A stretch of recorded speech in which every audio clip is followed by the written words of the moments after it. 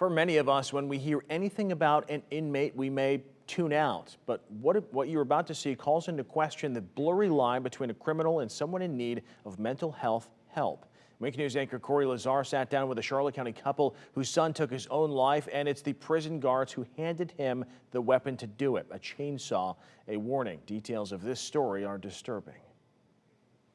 Cindy and Dennis Murphy sat down with me to share their son's story, and it begins just as you'd expect, with proud parent moments. Soccer was his best sport, Yeah. and baseball. He was very bright, very energetic. He was fearless, and He's our young Sheldon. he was creative. He was interested in the world. But that full of life, blonde ray of light started to struggle in his teens. Tristan dropped out of high school and started working.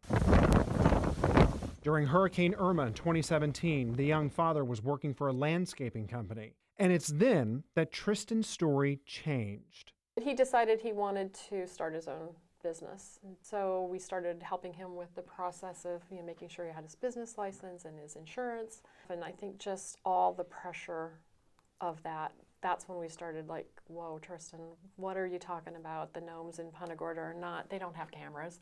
They're not following you. His legal troubles weren't far behind. Tristan lost custody of his two boys in 2018. Later that year, he was charged with 5 felonies after trying to see his sons who were in his parents' custody. And we told him, said, you cannot be here. You have to leave. You're going to get in trouble for that. I mean, he was so hyped up and just stressed. And anyway, so it escalated, and he pushed Dennis around, smacked him a little bit. In court records state when Charlotte County deputies tried to take Tristan into custody, he struggled with them. A lieutenant tased Tristan in his stomach and side area. They also used knee strikes and a baton before arresting him and taking him to jail. He was just pacing in front of the video camera, wouldn't sit down, but was talking to me, very agitated, using the F word a whole lot, and had told me that he had been found on the floor of his cell, and he had had gallbladder surgery because he'd been found bleeding internally on his jail cell, and none of it was true. I mean, he had not at that point been diagnosed with schizophrenia, so we didn't know how bad his mental condition was. 5 months after his arrest, Tristan was declared incompetent to stand trial. 6 months after that, he was found guilty, credited with time served, and put on probation. By then, he had also been diagnosed with schizophrenia. His last encounter with law enforcement would be in December of 2019. Tristan drove his truck into a pond on the grounds of the Charlotte County Jail and was arrested for littering. The first thing that went through my mind was he trying to commit suicide? He drove his truck into a pond. I don't know that was the case. I think it's just a cry for help. I think it was a cry for help. What do you think was missed that day when he was taken by the deputies? Well, he had a history. They knew he'd been in the jail before. He'd only been out for, 8 months, 9 months?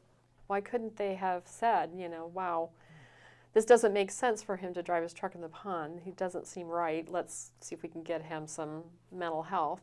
I raised the flag the very next day. I sent a fax to the nurse and to the judge. Yeah, you sent one December 18th saying that he is mentally unwell and very much in need of psychiatric services. Right. I begged them to help him get the help he needed. Tristan spent 505 days in the Charlotte County Jail, much of it, as parents tell me, in solitary confinement. Oh, the voices in his head.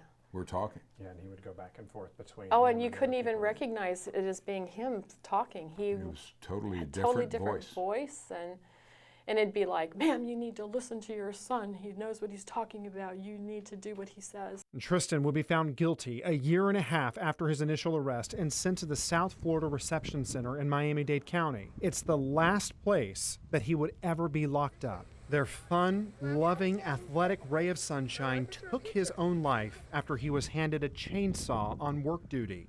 That was just,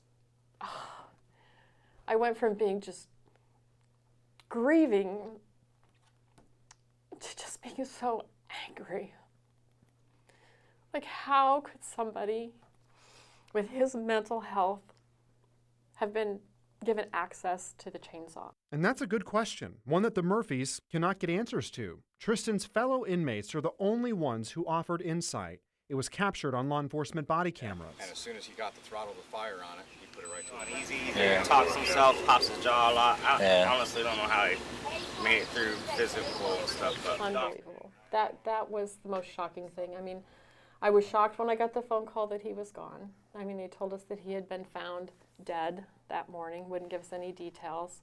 And the Murphys have tried to get answers of what went so wrong, but can't. So now they're fighting. And the grieving will never end for the Murphys, but it now comes with anger and a raging passion to fight. We're being noisy. I mean, for 2 years, I've just have held this in because my grief has been too deep. But now I'm fighting mad. Fighting for a change within the criminal justice system. Everybody has an excuse as to why they can't, why it was done that way, why they couldn't do something differently. Everybody. You think it's a lot of finger pointing? No, I think it's like the jail staff is like, well, we just warehouse him here. We don't, or it's not our job to move him from here. What's needed? More accountability, fewer cookie-cutter guidelines because not everyone fits the same mold. And as a society, figure out how to make sure inmate mental health is not ignored. This has just tormented me for so long. Did I do enough then? Did I do everything that I could then? I'm fighting for him now, but did I fight hard enough for him then? The Charlotte County Sheriff's Office released a statement saying in part inmates are evaluated when they come to the jail and have licensed mental health professionals available. Their full statement is on winknews.com. Now, the family also filed a civil rights lawsuit against the Florida Department of Corrections for negligence and wrongful death. DOC has not responded to the lawsuit or our request for comment. Back to you.